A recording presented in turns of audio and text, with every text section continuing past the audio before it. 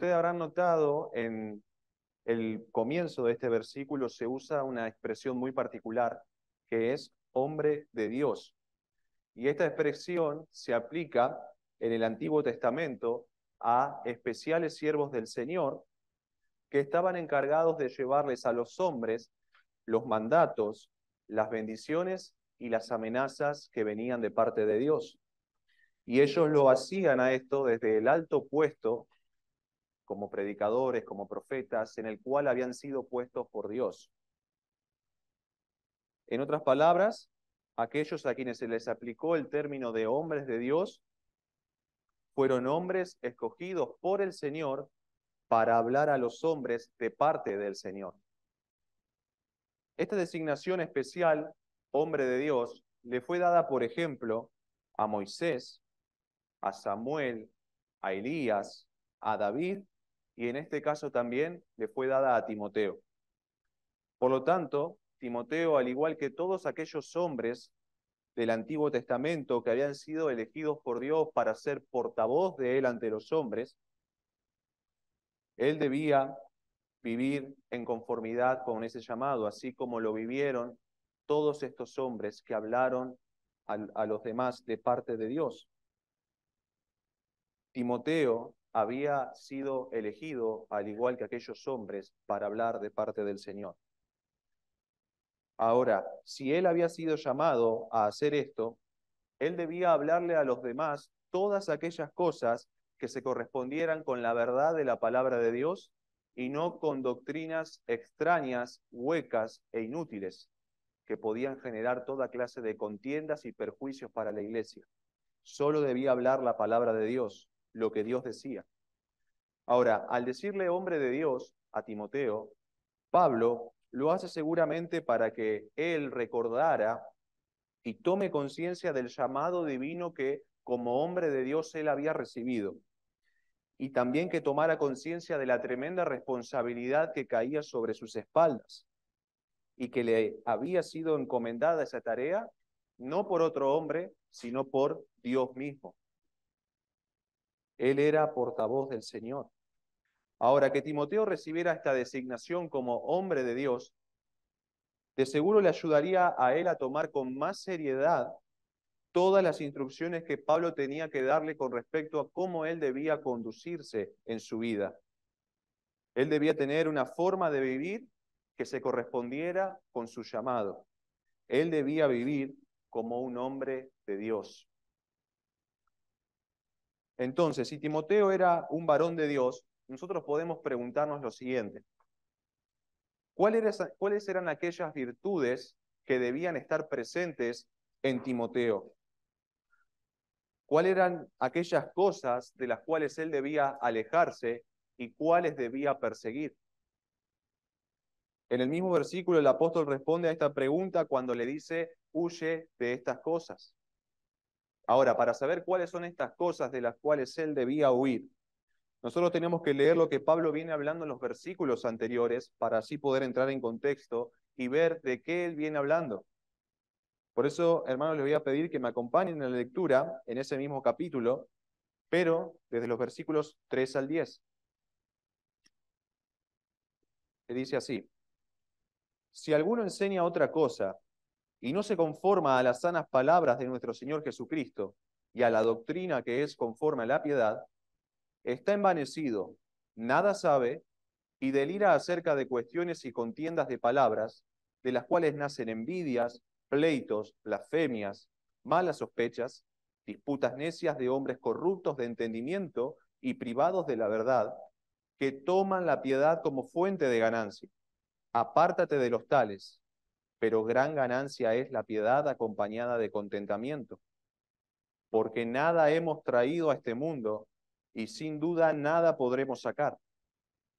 Así que, teniendo sustento y abrigo, estemos contentos con esto, porque los que quieren enriquecerse caen en tentación y lazo y en muchas codicias necias y dañosas que hunden a los hombres en destrucción y perdición, porque raíz de todos los males es el amor al dinero, el cual codiciando algunos se extraviaron de la fe y fueron traspasados de muchos dolores. En esta sección que nosotros acabamos de leer, Pablo tiene en mente a los falsos maestros, a quienes describe enunciando varias características negativas que son propias de ellos. Sin embargo, como ustedes habrán notado, está a la vista que el apóstol profundiza en uno de esos rasgos que son propios de estos falsos enseñadores. Yo me estoy refiriendo a lo que es al amor que ellos tienen por el dinero, o dicho de otra manera, a su pecado de avaricia. Una persona avara, si no lo sabían, es aquella que tiene un deseo excesivo de adquirir cosas. Noten que no dije que una persona avara es aquella que tiene el deseo de adquirir cosas. Lo que yo dije fue que el avaro tiene un deseo excesivo de adquirir cosas. Ahí está la palabra, en la palabra excesivo. Porque no está mal desear cosas que son en sí mismo legítimas. El problema está cuando ese deseo va más allá de lo que corresponde y me lleva a mí a estar insatisfecho y amargado por lo que no tengo y que me gustaría adquirir. Lo cual me lleva incluso eso a hacer cosas que son pecaminosas con tal de poder obtener aquello que deseo. Por ejemplo, no está mal que yo desee tener un auto para poder moverme en la ciudad de una manera más cómoda, rápida y segura. El problema está cuando ese deseo se hace tan intenso que me termino endeudando terriblemente para poder comprar ese auto, aun cuando yo no estoy seguro si después voy a poder devolver todo el dinero que pedí prestado, ya sea del banco, ya sea de un amigo, de quien sea.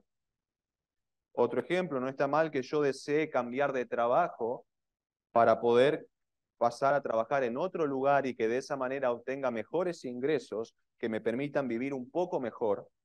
Pero el problema está cuando yo tomo ese trabajo, a pesar de que eso va a implicar que yo me desconecte de mi iglesia local y de mi familia por estar continuamente trabajando. No está mal que yo desee escalar de puesto en mi trabajo para recibir una mejor remuneración económica por lo que yo hago. El problema está cuando yo estoy dispuesto a mentir o a hacer maniobras que son inmorales para poder escalar de puesto y conseguir esa posición que tanto quiero, sin importar si agrado a Dios o no con lo que hago.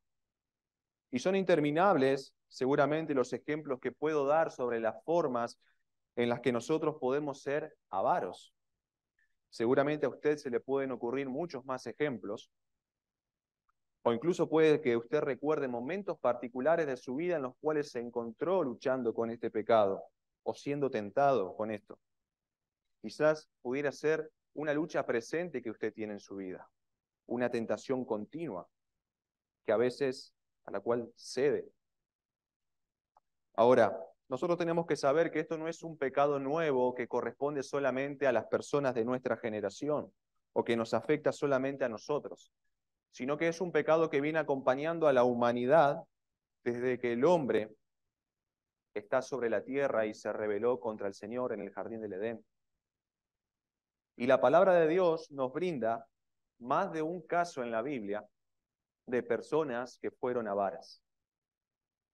En el Antiguo Testamento, por ejemplo, recordarán ustedes el caso de Giezi, el siervo del profeta Eliseo. ¿Y qué fue lo que sucedió con él?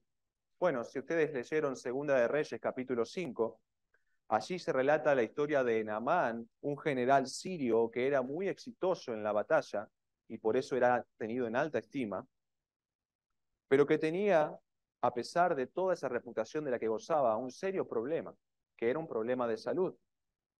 Es que él era leproso, una enfermedad para la cual no había cura en ese tiempo.